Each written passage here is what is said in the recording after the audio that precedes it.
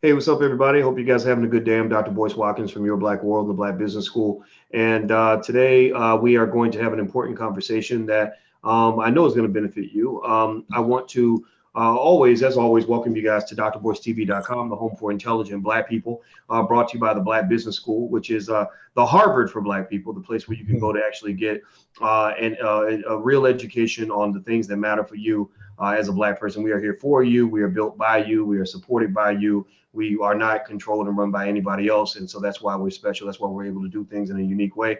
So today I want to have a really interesting conversation that will help sort of settle a debate and a dispute that kind of goes on among wealth experts about buying a home. You know, a lot of people have heard about buying a home and how important that is and whether that's something you should do with your investing strategy. And there are experts out there who say that buying a home is for suckers. You don't want to buy no home. Don't you get no single family house? What's wrong with you? And a lot of people are confused. They're like, wait a minute, I thought owning a home was the American dream. So we're gonna clarify this. We're gonna settle this once and for all. And to do this, I'm bringing in Mr. Jullien Gordon. Julian is a Stanford University graduate. He's also our dean of real estate in the Black Business School, and he's a very smart Black man. I want to ask my brother, how you doing today, Julian? What's going on, Doc? It's good to be here, man. Yeah, well, I'm glad to have you, man. It's great to work with you. Great to talk to you as always. And everybody who's watching, I hope you'll shout out your city. Shout out your city so we know what city you're coming in from. So Yo, tell them to shout out their rent. Tell them to shout out their rent or their mortgage payment. I don't know. People will shout that part out. I don't know. I think people get embarrassed by that, especially if you tell people how much money they put in the pockets of their landlord by paying rent. You know, Right. how many landlords have bought homes off of other people's rent money. That's a whole nother conversation. But yeah, if you want to shout out your rent, shout out your rent. Some people already shouted out on Instagram. The Real Boyce Watkins. They're actually shouting out. Somebody actually put $1,050 a month. Yeah. So so go ahead, bro. Let me ask you this, man. Yes. You know, I did a video about this in terms of trying to break down my perspective on things, and I know that you're big into property ownership, things like that. And Yes. you and I both heard different perspectives. You got Jay Morrison, who's Mr. He talks heavy about real estate and all the different ways you should own and get into it. Then you have Grant Cardone, who said buying a home is something nobody should do. That's really something that only silly people do. Tony Robbins has actually even said you should buy a house, not a home, right? Which further confuses people. So can you help kind of settle this a little bit based on your expertise and experience? Yeah. So, the American dream is a setup, and this is why no matter how hard a lot of people are working and how smart they are and all the education that they got, the American dream is actually a setup, and it's become a nightmare for a lot of people. You got 76% of Americans living paycheck to paycheck, and here we are in the quote unquote land of the free, but even the best, brightest, and the hardest working are still not free. How is that the case, right? So when you think about the American dream, they say go get a good education, but then now you have student debt. Then they say go buy a single family home, but now you have this mortgage. And when you look at the word mortgage and you look at the etymology of the word mortgage, like mortician, it literally means death pledge, right? And so I've seen so many people get caught up with getting a single family mortgage that was a little bit more than they could afford, and it actually traps them in jobs and careers that they don't desire. And then the other part of the American dream is just go get a high paying job. And while you may have a high paying job, a salary can actually be slavery because you only have one source of income, and that income can get cut off at any moment in time. And so people stay stuck on the corporate plantation and shucking and jiving and doing what they got to do just to make sure that one source of income is actually still coming in. And then on top of that, they call that income, and it's not really income. That is your salary, is your revenue. Then you have your living expenses, and what's left over at the end of the month is actually your income. But everybody calls their salary their income. But when you look at the way a business defines income, it's revenues minus expenses equals income. So two people can have the same salary, right? But they could have different incomes because of their living expenses. So the American dream is actually a setup to keep people in debt for as long as possible, especially with student loans and then with a single family home mortgage. And then when you only have one source of income that you're relying on to try to pay those things back, that's how you end up trapped, no matter how hard you work, no matter how much education you have. And so you got to be careful, and there's ways to get out of that trap and get free as quickly as possible. Interesting. Everybody who just came in, I'm talking to Jullien Gordon. He's a real estate expert, among other things. And we're talking about this whole debate about why wealthy people say you should never buy a home. I think there's some nuances that need to be discussed so we can kind of really understand this. And I want to tell you, Julian, people really are shouting out their rent. Charles says he pays $26.50. He lives in Oakland, so Oh he's my goodness. grip to live out there. Larry's actually I'm from Oakland. I'm from Oakland. Oh, are you? Yeah, I'm from Oakland. Oh, now I know why you say I'm from Oakland, but I don't live in Oakland. Exactly. I do own in Oakland, though. I do own in Oakland, and that's part of the conversation that we're having tonight. I don't live there, but I do own there. Interesting. So what? So do you think you're better off in Oakland as an owner or a renter? Oh, as an owner. So Charles said he's paying how much in rent? Because I got this calculator over here. I think he's paying $26.50 a month. That's what he said. So look, watch this. If he was going to make 5% return, okay. Actually, the stock market is on average over the past 10 years, it was 5.49%, right? Then if he's paying $26.50, guess what? Guess how much that is after 40 years? Let me take a wild stab at it. Yeah, 5%. I'm gonna guess 40 years. Yep, 40 years. Maybe $500,000. So you almost exactly right. He in 40 years he would have put in $1.2 million into rent into somebody else's pocket, and if he was growing that at 5.49%, which is the average return of the stock market over the past 10 years, he would have had $4.6 million. $4.6 million. So that wow. That's Let me just clarify. If Charles, instead of paying rent of $26.50 to somebody else for the next 40 years, right? Because rents are only going to increase in Oakland. Instead, if he was taking that $26.50 and actually investing that at 5.49%, and which is conservative, right? If he was investing that at 5.49% for the next 40 years, he would have put in $1.27 million, and he would, because of the interest and the compounding interest, he would have $4.6 million. So let me do an easier one for people, because a lot of people's rents are around $1,000. If you were to invest $1,000 a month at 5.49% over the next 40 years, you would have put in $481,000, and you would have $1.7 million 40 years from now. This is your true cost of rent.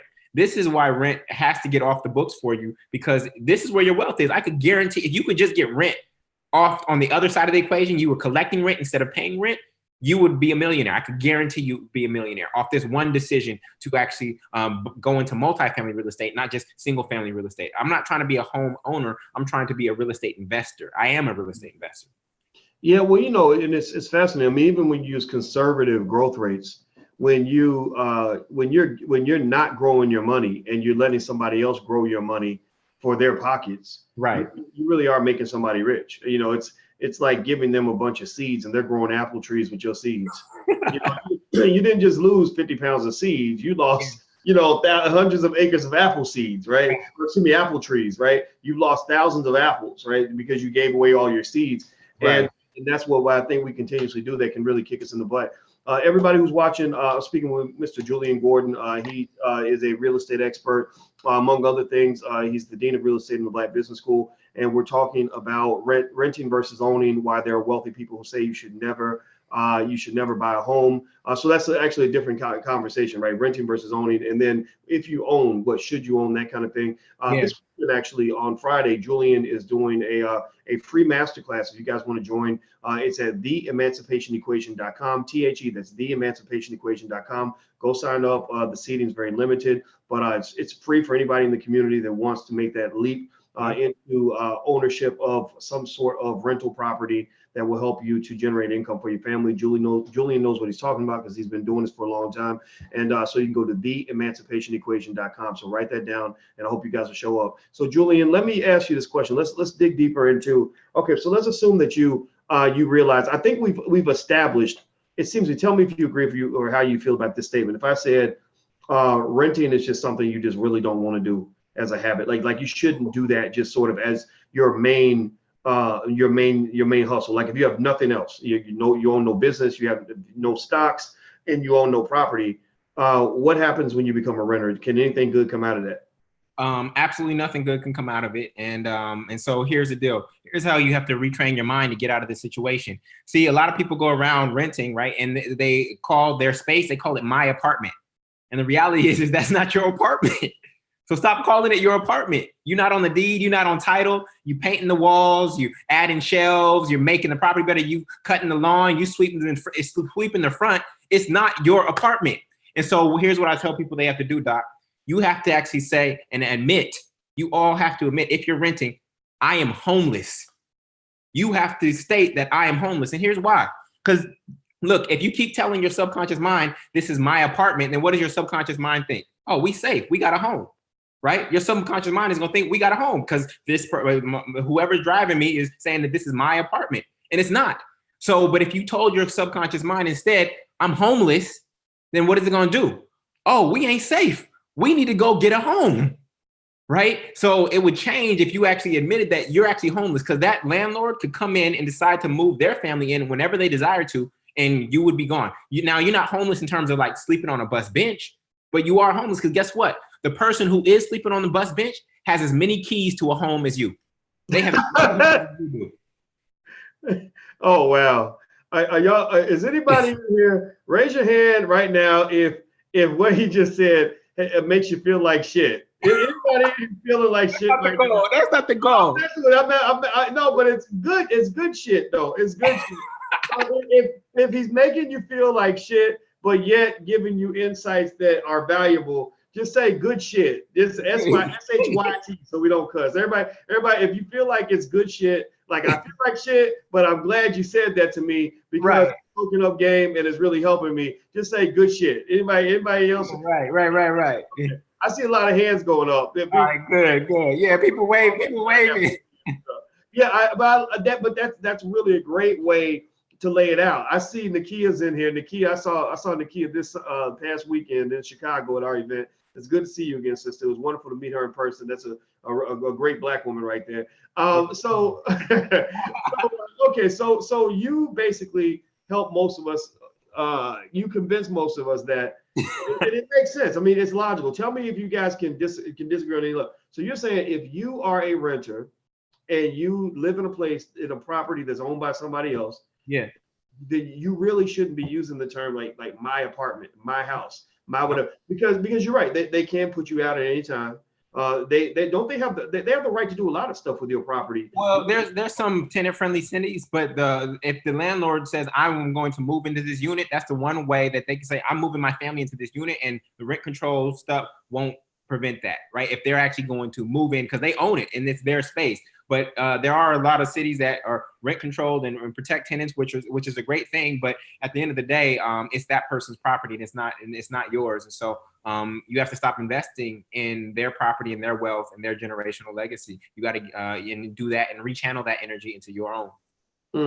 Well, I'll tell you, if you think about the whole economic system and how it works, I mean, how rich people, how the Donald Trumps get rich and people like that, it really is this interesting thing. It reminds me of when Warren Buffett said that a lot of wealth is a transfer from the impatient to the patient, or a transfer from the financially illiterate to the financially literate. Not to say that one group is better than the other, but it's about how you position yourself in the system.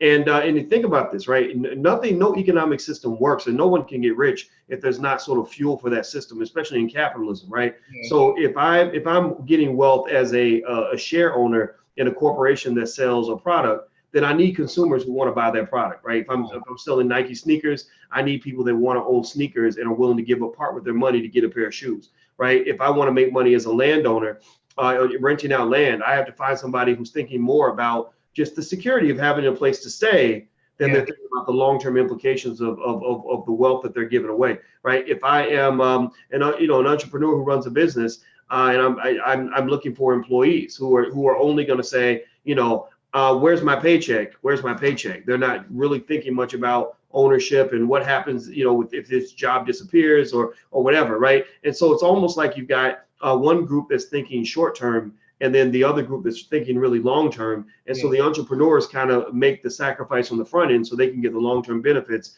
whereas other groups may get the short term benefits and they're giving up long term, right? Yep.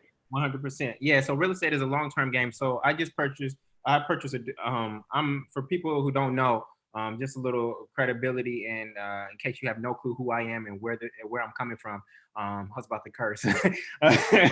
You got everybody saying good shit. So here's the deal. I bought one property for $300,000. It's a double. It's a duplex here in New Orleans. Over the course of 30 years, that property will, and I have the numbers right here.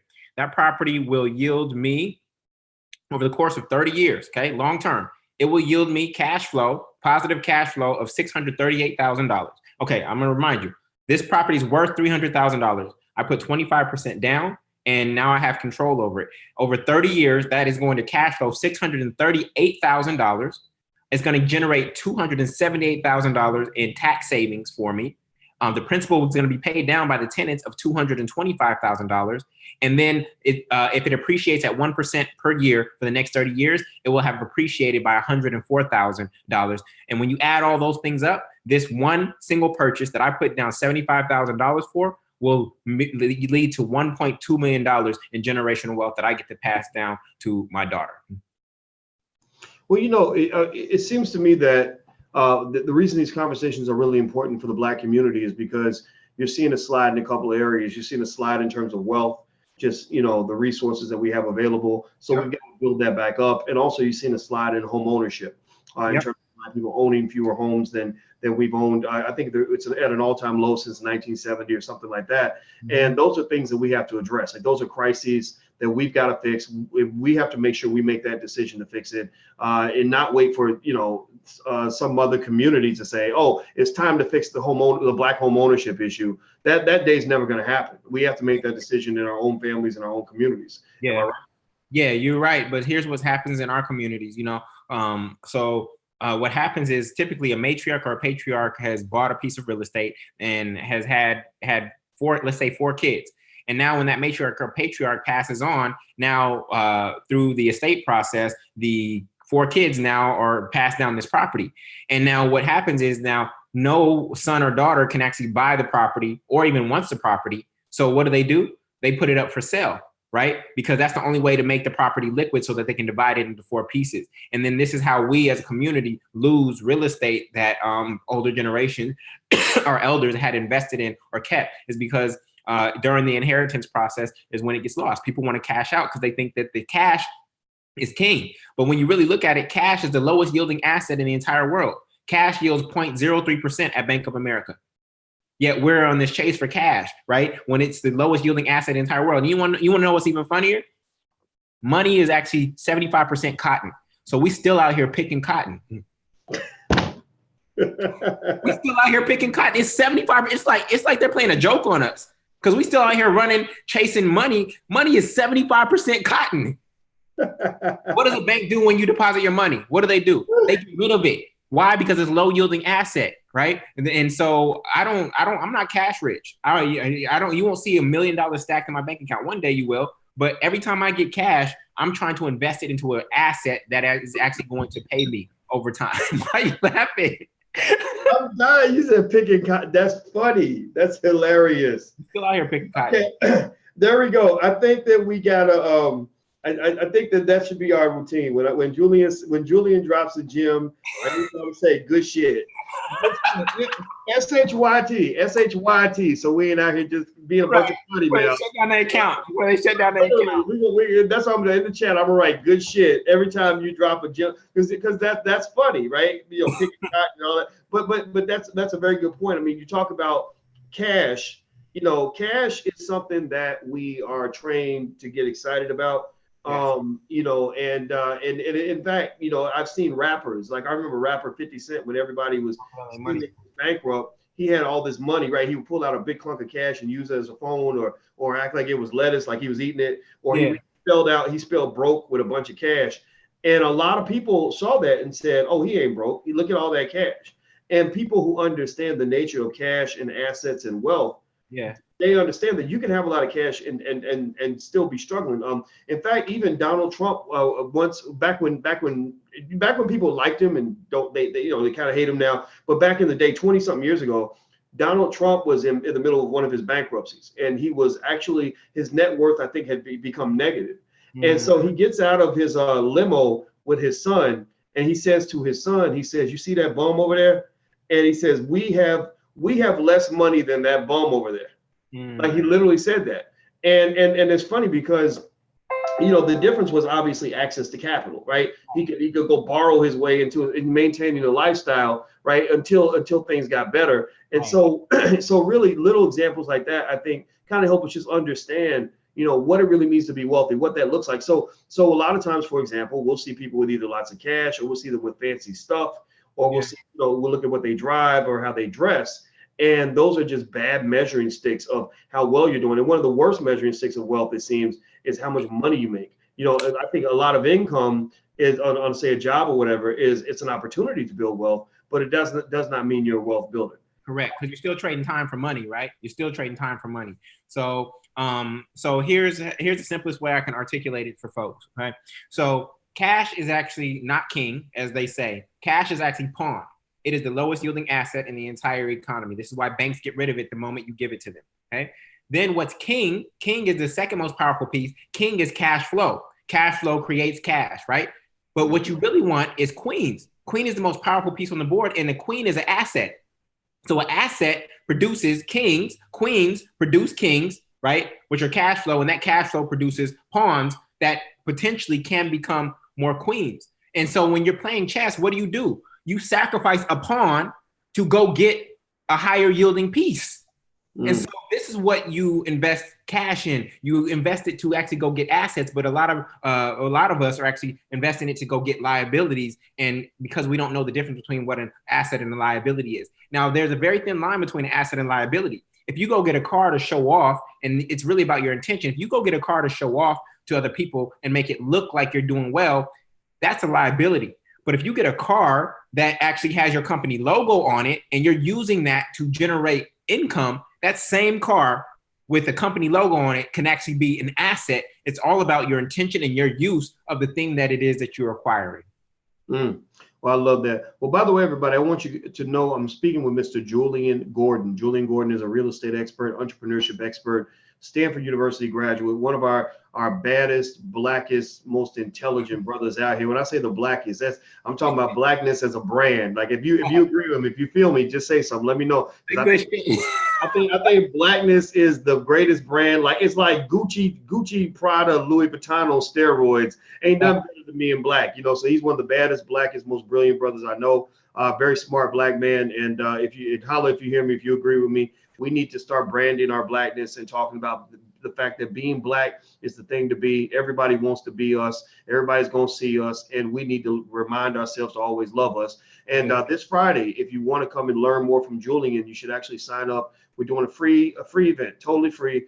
And it's going to be all about property ownership. It's going to be this Friday. It's the Emancipation Equation. You can go to theemancipationequation.com to sign up. That's theemancipationequation.com to sign up. Those of you on Instagram, I'm about to shut off the gram. So if you want to follow the rest of this conversation, you can go to drboycetv.com. That's drboycetv.com.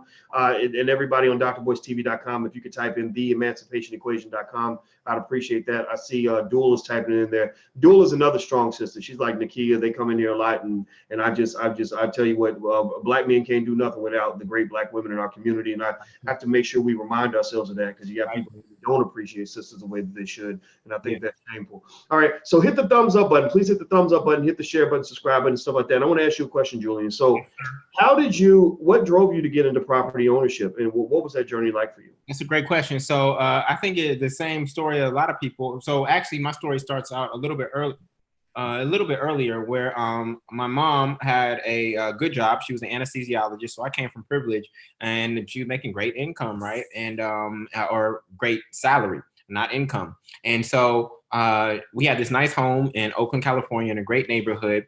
And then her career hit some speed bumps. And just like that salary gone. And guess what came after? Guess what was going after it? The house. The house was gone. She ended up losing the house because life threw her a couple curveballs in the dirt and she wasn't able to hit them. And that can happen to anybody. Today, that house is worth $1.8 million.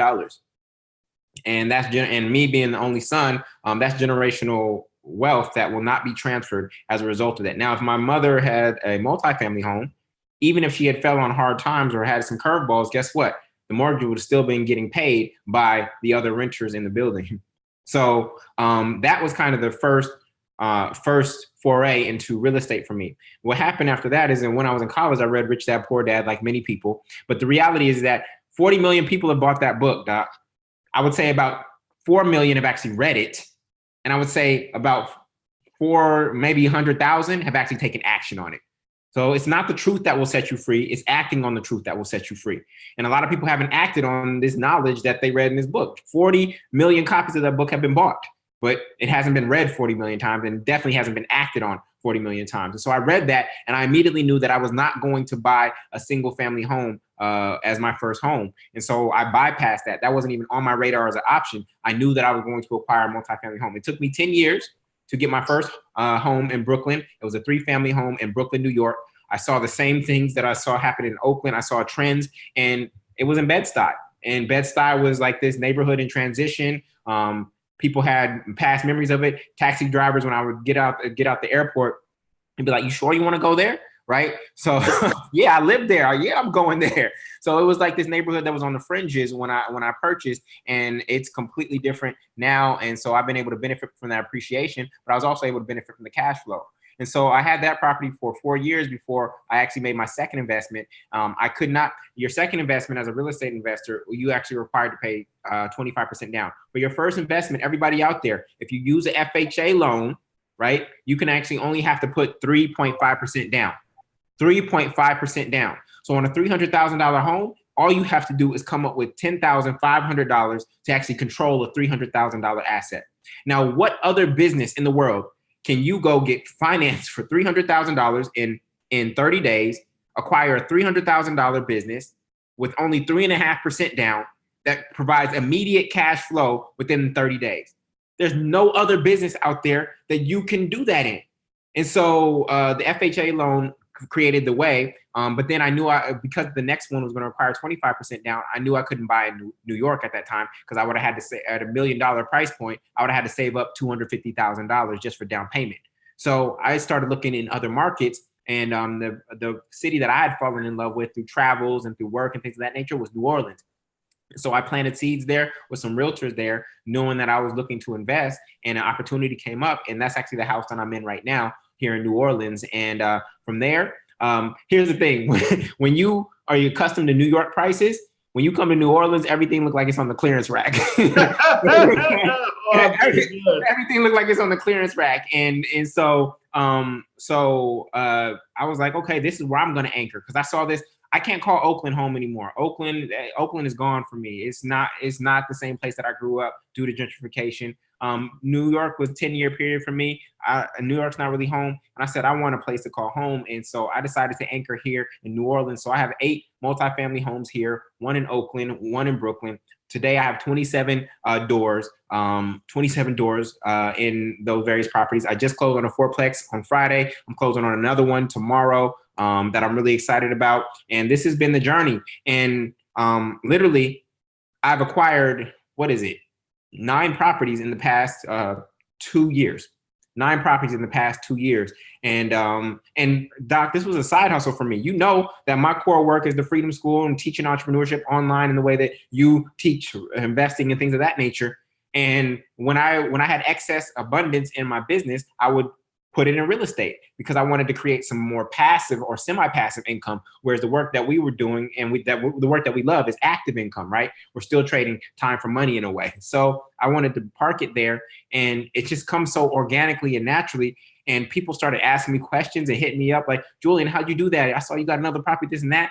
And so I was like, man, I got to teach this, because I know that this one single decision for someone to get out of their rent situation, acquire multifamily, could lead them to rent or mortgage freedom. And when you have rent and mortgage freedom, now your housing expense is gone for the rest of your life.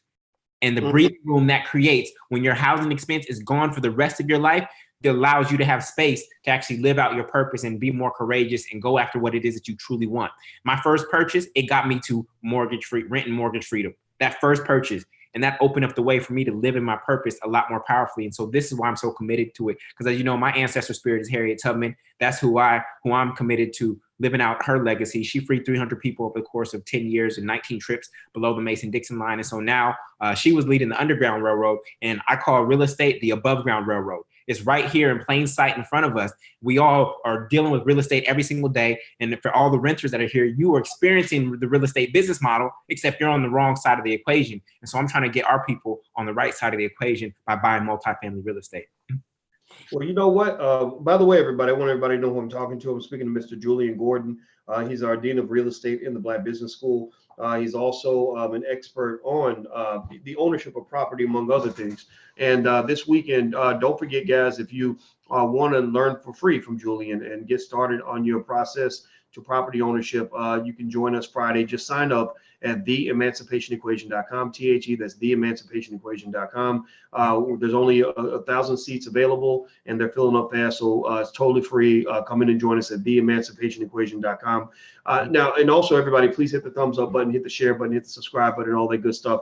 And so, one thing that's interesting, man, is I see a lot of conversation that's I follow politics, almost like it's just it's political theater for me. It's like watching a football game or watching a movie, when I just see all the crazy stuff going on. And one of the funny things I was talking about earlier on the podcast on Dr. Boyce TV was, this strange back and forth that President Trump was having with Al Sharpton. And one guy's like, oh, he's a crook, he's a con man, he's this, he's that. And I don't want to even tell anybody to pick sides on that. I don't judge you whoever you support is who you support. That's secondary. But here's what's interesting, right? When you went back, you saw a lot of pictures that Trump had taken with a lot of black celebrities, and including people like Sharpton and others, and they all wanted to be around Trump. They all wanted to work with him. They were doing favors for each other, things like that. And what I thought about is that whether they liked this guy or not, I don't know how they felt about him, but there was like sort of a respect for the power that he had, and he got almost all of his power through real estate. Mm-hmm. And go back and whenever I see somebody that's got that much power, because you can say that Trump's a jerk or he's a great guy, whatever you think, I don't care what you think, but you can't deny that he's got some power, right? And so when I see someone that accumulates that much power, intergenerational power, I always like to go back to the root and say, well, what choices were made in the past that created that much power? And if you go back to about, I think, 1925, 1930, right around the Great Depression, if I'm not mistaken, I got to go double check that, Donald Trump's father, Fred, was a renter. His father had died when he was 13, and he was working in New York City. He was fixing people's houses. He was a carpenter, good trade, good income, right? But he was working and watching all these property owners, and he's getting paid a wage to go and fix, people's property, and he's paying rent. And he said, I want to jump this fence. I want to be on the other side of this game. So he went and that's when he bought his first property and made those steps, and the rest was history. Next thing you know, they're sitting on billions of dollars. So it seems that's really the most important part, is making that commitment to jumping the fence. Can you kind of speak to that in terms of just as a community, us making the commitment to jumping the fence and why that's so important? Yeah, well, I told you all earlier that you have to start seeing yourself as homeless, right? If you're a renter, you have to start seeing yourself as homeless. And to be honest, the roaches that might be in your apartment, the rats that might be in your apartment, that's actually a good thing. And here's why: because they should be inspiring you to get out of that situation a lot faster. Because a lot of you just getting too comfortable with paying rent. It's actually become habitual to pay rent. Any space that you're renting, it should be a temporary space. This is somewhere that I'm going to be temporary until I get on the other side, which is actually ownership. And so what has us stuck, though, is some of the credit decisions that we made in college or when we were younger, getting access to credit, but not really knowing how to leverage credit. And as a result, it being difficult to actually get a mortgage at a good interest rate. The other thing is the other challenges that we have are actually the down payment. Because what's going to happen, Doc, is if people don't move now, what's going to happen is rents are going to continue to rise. And as rents rise, what's going to happen to the people's savings, especially Black people? Our savings is going to go down because rents are rising, and people are always going to pay rent, right? They're not going to shirk rent. So savings is going to go down. But guess what? While your savings is going down, what's happening to the pricing of real estate?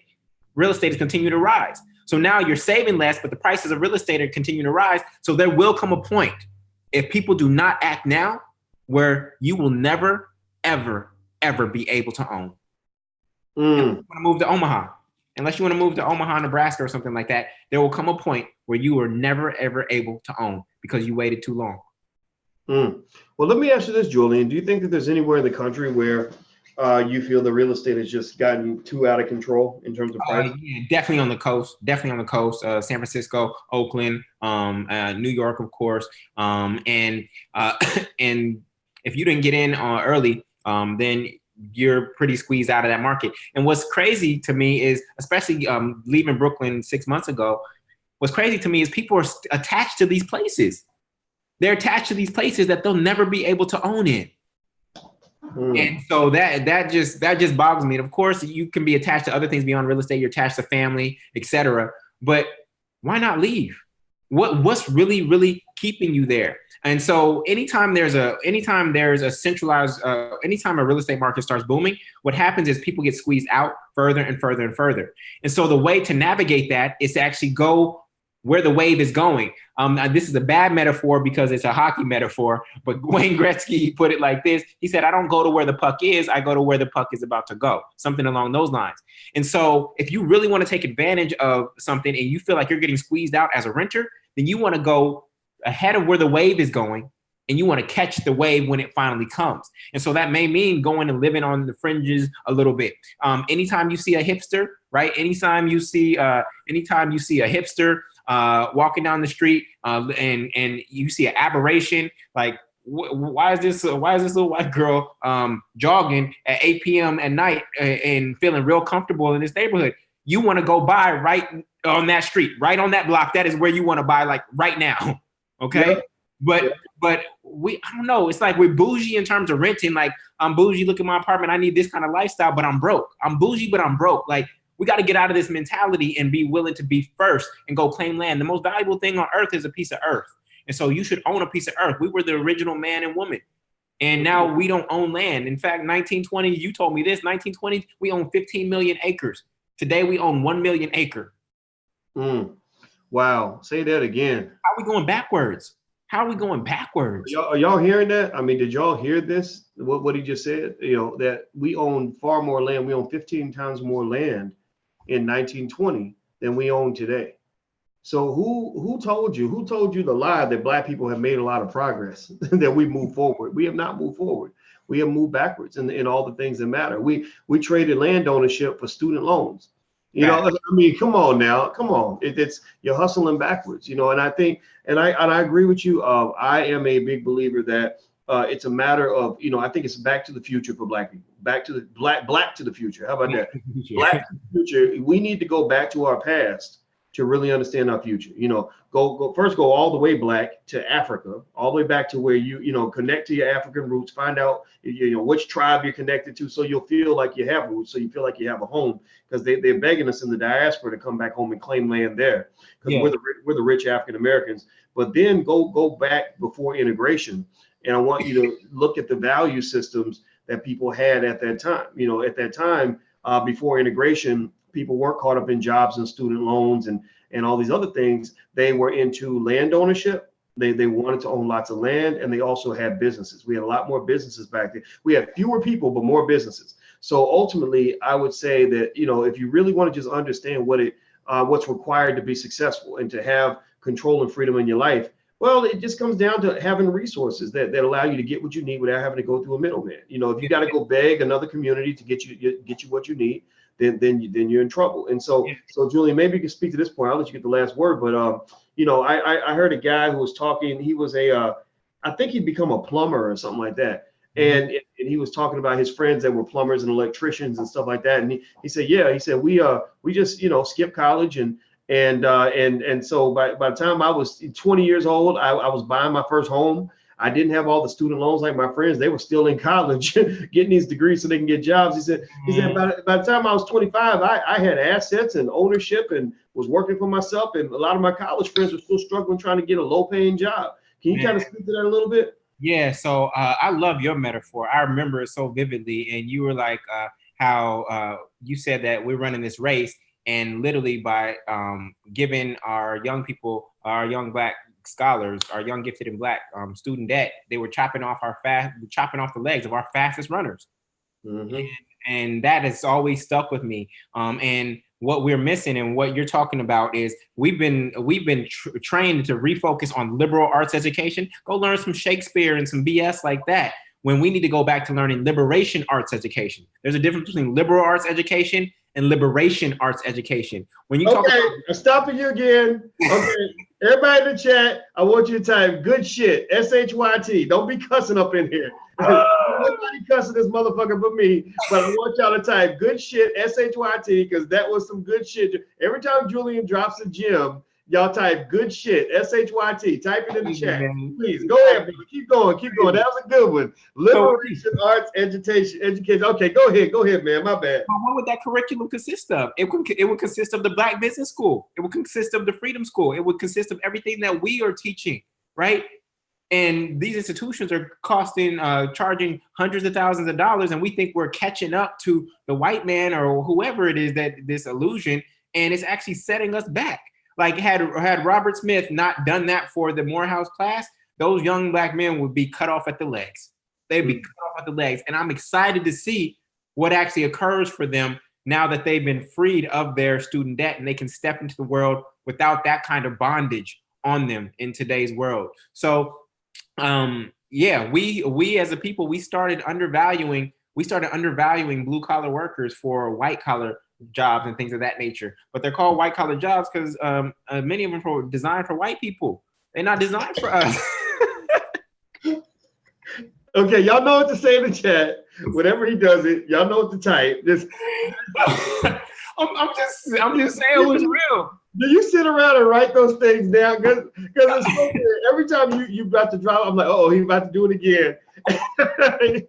He's connecting the dots, man. Oh, well. At the end of the day, what is a collar? Whether it's a dog collar, a white collar, a blue collar, it's still a collar. It's still a collar. Just take off the collar and just be free and go live out your God-given purpose. Why are we trying to get a better collar? This is not karate class where you're trying to go from white belt to next belt to black belt. No, let's just get rid of the collars and just go be who we truly are, live out our Black magic. Like you said, Blackness is a brand. We are the coolest thing to ever walk the face of this earth, but we forgot that. We forgot that if we stepped in our true power as kings and queens, as gods and earths, whatever you want to define it as, man, nobody could stop us. But it's all mental. It's all mental.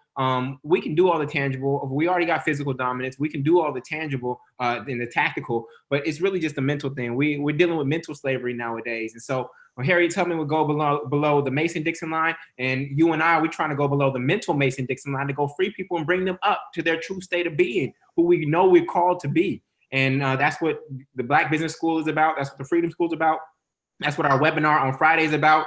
And for those of you who don't know, we're doing a webinar on how to get into real estate and multifamily real estate. You can go join us for free at theemancipationequation.com, theemancipationequation.com. We're doing that for absolutely free because we want to give you the game and give you the blueprint on how to get on the other side of the rent equation where you're collecting rent, not paying rent. Because we know if you do that one single thing, I can't guarantee that everybody watching this is going to be able to create a successful business. I can't guarantee. There's too many moving parts. How you show up, your idea, your marketing. There's a whole bunch of moving factors. As much as I want you all to be successful entrepreneurs, but what I can guarantee is if you do this one thing right, if you make this one decision to stop renting and do whatever it takes to stop renting, and you acquire a piece of multifamily real estate, I can guarantee that you're going to be able to pass on generational wealth to your family. I can guarantee that off of one single powerful decision. But you got to make the choice. You got to make the choice, and that's in your court. We can lead you to the water, but we can't make you drink. We're trying to live by example. I got 10 multifamily homes, 27 doors, provide more than enough cash flow. I don't have to work. I do not have to be here tonight. I do not have to work, but I'm here because my purpose is calling me to free as many people as I possibly can. Harriet Tubman crossed the Mason-Dixon line, and she realized she was alone. And so she said, you know what? It's not fair for me to just be here. I'm going to go get as many people as I can. And so this is why Dr. Watkins and I do the work that we do. We could be good, but we're trying to free as many people as we possibly can. And we've tried every single route. We tried stock market investing. If you look at the Black Business School curriculum, we're like carving out the Underground Railroad. We got stock market investing here. We got franchises over here. We got real estate over here. We got starting a business over here. We cryptocurrency over here. We're trying to find all the different routes to freedom. We're trying to find that each course in the Black Business School and in my program, we're trying to find all the routes to freedom. And one of the routes that we believe in most is actually multifamily real estate. And so join us on Friday if you can. But yeah, that's it, man. All right. Well, everybody, please give Julian a digital round of applause, or if you just want to type good shit, SHYT, in the chat, go ahead. That's gonna be our code word for Julian. Good shit. That's our phrase for him, because it was great, and you were dropping knowledge, man, and this is excellent. Everybody, please hit that thumbs up button. If you haven't hit that thumbs up button, please hit the thumbs up button. Share, subscribe. Also, I put the URL for this Friday's event in the chat. It's totally free. He's going to talk more about everything involving multifamily housing. As you can see, he's not just intelligent and interesting, but also entertaining in the way he communicates. I'll be there as well and doing my thing too. So if you want to join us, brought to you by the Black Business School. I think you guys are going to love it. It's going to be amazing. And the URL, I'll give it to you guys. Type it into the chat so other people can see it. It's theemancipationequation.com. THE, that's theemancipationequation.com. So thank you very much, Julian. It was great talking to you, brother. Yep. See you Friday. All right. See you then, man. Take care, everybody. See you soon. Bye-bye.